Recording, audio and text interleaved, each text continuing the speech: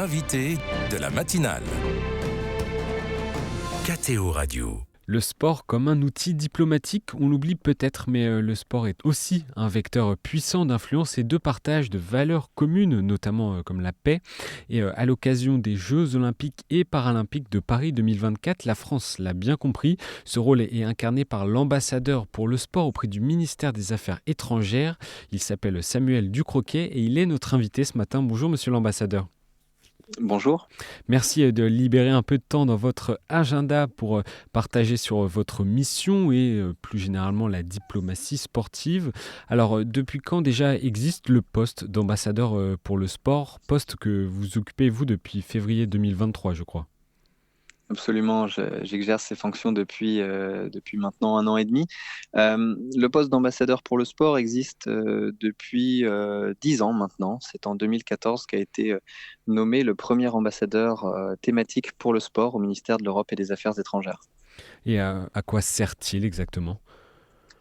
L'ambassadeur pour le sport, en fait, a pour mission de faire du sport un outil de rayonnement à l'international, un outil de rayonnement pour la France à l'international, et puis faire du sport, en fait, un outil de l'action extérieure de l'État à part entière. Donc un outil complémentaire qui, au même titre que la coopération culturelle, que la coopération scientifique, nous permet de travailler avec nos partenaires à l'international, de nous rapprocher des pays avec lesquels nous travaillons. Et pourriez-vous nous donner des exemples de projets de coopération internationale basés justement sur la diplomatie sportive? Alors, le premier pilier, bien entendu, de la diplomatie sportive, puisque c'est ce qui est souvent le plus visible, a trait à l'accueil et à l'organisation des grands événements sportifs internationaux. Et en matière de diplomatie sportive, nous avons une responsabilité forte, d'abord pour contribuer à l'obtention de l'organisation de ces grands événements sportifs et de veiller à ce qu'ils soient parfaitement organisés. Et pour le ministère de l'Europe et des Affaires étrangères, ça signifie une mobilisation exceptionnelle sur le plan consulaire avec le ministère de l'Intérieur pour livrer les visas aux milliers de membres de la famille olympique et paralympique, pour préparer l'accueil protocolaire des dignitaires internationaux qui seront très nombreux à venir autour de la cérémonie d'ouverture des Jeux, donc les souverains, les chefs d'État, les chefs de gouvernement qui viendront à Paris à cette occasion, et puis valoriser à l'international, grâce à notre réseau d'ambassades, cette compétition. Donc ça, c'est le premier axe essentiel. Et le deuxième a trait à la coopération bilatérale. Et là, ça tourne notamment autour des enjeux de sport et de développement. Comment faire du sport un outil de développement à travers le monde, notamment sur le continent africain, avec lequel nous avons construit de très nombreux projets de coopération, que ce soit dans la construction ou la rénovation d'infrastructures, par exemple en partenariat avec le comité d'organisation des Jeux Olympiques de la jeunesse de Dakar en 2026, construire des infrastructures de proximité dans des pays qui souhaitent faciliter l'accès au sport. Par exemple, en Côte d'Ivoire, nous avons travaillé avec des entreprises qui construisent des infrastructures multimodales pour que chacun puisse accéder au sport. Une messe pour la trêve olympique a lieu le 19 juillet prochain à Paris en présence du nonce apostolique français Monseigneur Miglioré ou encore le président du comité international olympique Thomas Bach, un office d'ailleurs, je l'indique aux auditeurs et aux auditrices, qui sera diffusé sur KTO TV et KTO Radio. Samuel Ducroquet, d'où vient cette tradition de trêve olympique? Qu'est-ce que c'est? La trêve olympique, c'est avant tout aujourd'hui un appel solennel à la paix. Un appel que nous renouvelons tous les 2 ans à l'aube des Jeux Olympiques et Paralympiques, d'été et d'hiver, à l'intention de la communauté internationale. En fait, c'est une tradition qui existait dans la Grèce antique, et qui avait vocation à l'époque à permettre aux athlètes et aux spectateurs qui étaient donc dans des cités constamment en guerre de participer en sécurité ou d'assister aux Jeux olympiques antiques. Dans les années 90, le Comité international olympique a souhaité faire revivre cette tradition pour permettre à la fois la participation et défendre les intérêts des athlètes et du sport en général, mais aussi encourager la recherche de solutions pacifiques et diplomatiques au conflit. Dans les début des années 90, on était dans le contexte de la guerre en ex-Yougoslavie, de la guerre du Golfe. Et c'est pour cette raison qu'on a, au sein des Nations Unies, lancé cette résolution intitulée «Pour l'édification d'un monde pacifique et meilleur grâce au sport et à l'idéal olympique». Donc pour les Jeux de Paris 2024, nous avons respecté cette tradition et la France a porté la plume avec le CIO et le comité d'organisation des Jeux pour défendre l'adoption de cette trêve en novembre dernier à New York. Ça fait aussi partie des missions de l'ambassadeur pour le sport ? En tant qu'ambassadeur pour le sport, on est chargé de coordonner l'action du ministère de l'Europe et des Affaires étrangères en matière de sport. Et le caractère transversal de la thématique du sport implique nécessairement de travailler avec l'ensemble des directions compétentes, là, en l'espèce la direction des Nations Unies. Donc on est systématiquement dans un travail de mise en relation entre acteurs diplomatiques pour à la fois travailler à l'adoption de cette trêve, mais aussi travailler avec les acteurs du développement, les organisations non gouvernementales, nos ambassades, le réseau. Donc il y a vraiment un travail de coordination et de coopération entre toutes les strates du Quai d'Orsay en matière de sport. Et est-ce que le sport est un bon support pour jouer en faveur de la paix sur un plan géopolitique ? En fait, ce qu'on ressent à la faveur des Jeux olympiques et paralympiques de Paris 2024, c'est véritablement cette aspiration à la paix. On est dans un monde sous tension, on est dans un monde fragmenté, mais lorsqu'on échange avec nos partenaires à l'international, on sent pour la plupart cette volonté de s'appuyer sur les Jeux olympiques et paralympiques de Paris 2024 pour créer une parenthèse autour des valeurs olympiques, de l'excellence, de l'amitié, du respect, mais aussi de vivre un moment de rassemblement, de célébration.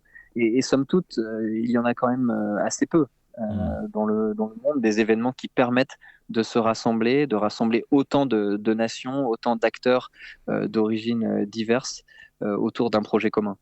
Samuel Ducroquet, on a entendu pas mal de critiques sur l'organisation des Jeux Olympiques en France. En quoi cet événement reste une opportunité justement pour le pays ? Mais en fait, il s'agit tout bonnement du plus grand événement au monde. Donc, il faut, je pense, se réjouir d'être aujourd'hui le pays qui va accueillir cet événement à l'été 2024 à Paris et puis sur l'ensemble du territoire français. D'abord parce qu'on va accueillir le monde. C'est vers la France que vont converger à la fois les représentants du mouvement sportif international, les athlètes, les fédérations, les grands sponsors, les représentants des comités internationaux olympiques et paralympiques, mais pas que.